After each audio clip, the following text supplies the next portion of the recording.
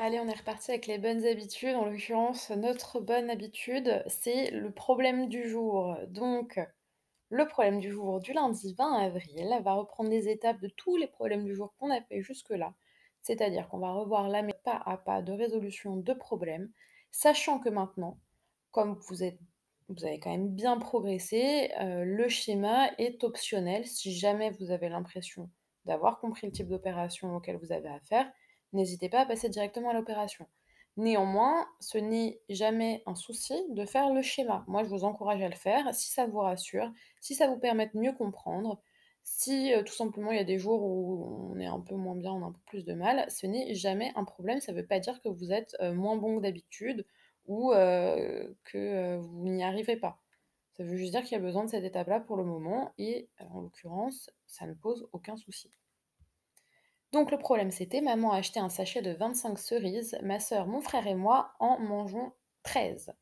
Combien reste-t-il de cerises? Comme pour tous les problèmes, la première étape, c'est d'identifier la question. Combien reste-t-il de cerises? On ne demande pas qui a mangé les cerises par exemple, ce n'est pas ça qui nous intéresse là. Ensuite, on analyse les données, donc les nombres qui sont à notre disposition. On sait que maman a acheté un sachet de 25 cerises et on sait qu'il y en a 13 qui ont été mangées par des gloutons. On peut passer au schéma. Bon, là, je voulais faire quelque chose d'un peu joli, hein, pour une fois, ça change. Donc, j'ai 25 cerises et on enlève 13 puisque c'est les 13 qui ont été mangées. Donc, à partir de là, vous pouvez deviner le calcul qu'il va falloir poser. Parce qu'attention, par contre, je suis obligée de voir un calcul, hein. Le schéma, c'est là pour vous aider et vous amener au calcul. Vous pouvez compter les cerises si ça vous rassure pour le résultat après. Donc, je vais faire mon schéma. 25 cerises, donc les 25 cerises du départ, moins les 13 cerises qui ont été mangées. Pour faire une soustraction, je vous rappelle, on commence toujours par les unités, comme pour les additions.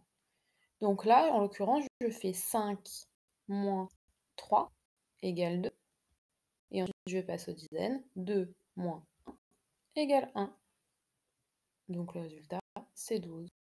Vous pouvez vérifier. 1, 2, 3, 4, 5, 6, 7, 8, 9, 10, 11, 12. Le compte est bon. Combien reste-t-il de cerises? Je relis la question pour faire une phrase-réponse correcte qui prend les éléments de ma question.